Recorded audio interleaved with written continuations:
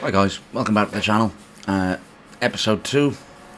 I should probably call this episode 1A because I've got a little confession to make. I made a mistake in the first video saying that the second episode was going to be me mainly cutting out the back end of the car, but unfortunately my mouth engaged before my brain.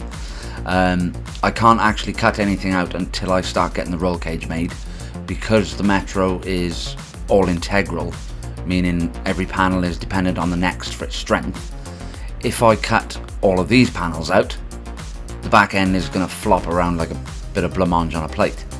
So until my tube bender arrives on the tube, I'm not going to be able to cut anything out of the back of the car. I'm going for MSA and FIA spec 45mm 2.6 wall tubing. So if I do decide to compete with the car, I don't have to worry about the frame being scrutinised or anything like that. It should pass fine. It does mean it's going to be heavier than I could probably get away with, but I'd rather it be strong and safe.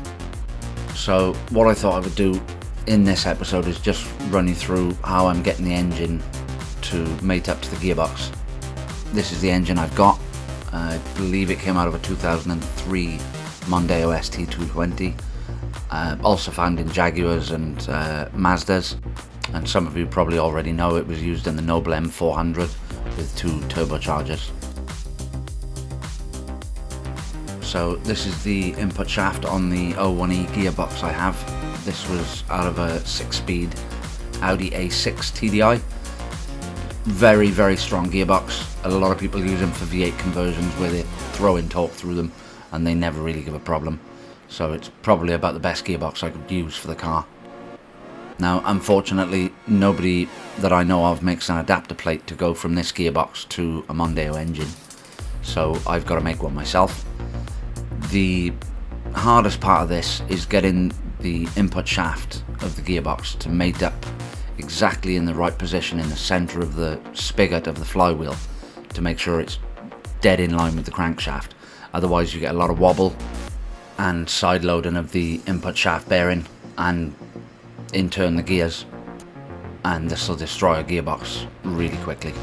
So to make sure this goes smoothly and sits in the right position, I decided to make up this adapter that bolts to the crankshaft.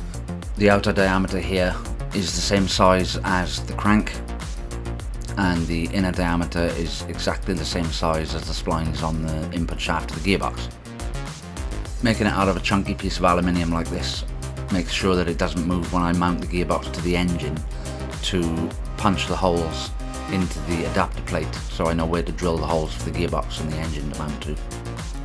So because there's always a bit of movement in gearbox input shafts, I decided to make this collar to hold the input shaft dead in line with the centre of the gearbox. So here's the adapter for the crankshaft, all bolted up. Sits fine, diameters all match, sits central, and it's ready for the gearbox to go on. Taking a closer look at the engine, these 4 bolts at the top are what are referred to as blind holes, which means they're threaded from the factory and they don't go all the way through the block. So I can't get at the back of them to drill through into the plate. I've got to come up with an idea of getting something in there that will give me a center point to drill through in the adapter plate, so that I can then mount that to the engine, then the gearbox can go on and I can drill through the gearbox holes from the back side into the aluminium plate and set the holes and thread the holes and bolt the gearbox out. So to do that I came up with these. It's just a bit of a bolt that I've cut the head off, machined down to a point. Thread obviously matches the engine, and then I cut some slots into them so that I could turn them in with a modified screwdriver I made. This was just an old screwdriver that I ground the centre out of so that I could get past the point and screw them in and also screw them out again, because obviously I don't want to leave them in there. They fitted really nice and should be fine just to drop the plate on and give it a good whack. That'll set the centre points then and I can just drill through. These 2 dowels are going to have to come out to let the plate sit flush, but that's not going to be the end of the world. If need be, I'll have to order some new dowels, because they usually buckle or break when you're trying to take them out, especially these ones because they're quite rusty. I'll probably end up drilling them out or hitting them out with a hammer and chisel. Anyway, that's about it for this episode. I'm sorry it wasn't what I promised last time, but I'll try and make it up to you next time. In the meantime, don't forget to like and subscribe and share the video as much as you want. Also on social media, I'm just about to start up a page on there as well, so you can follow me on there, and I will be starting to upload stuff to Instagram as well soon. Thanks very much for watching. See you in the next one.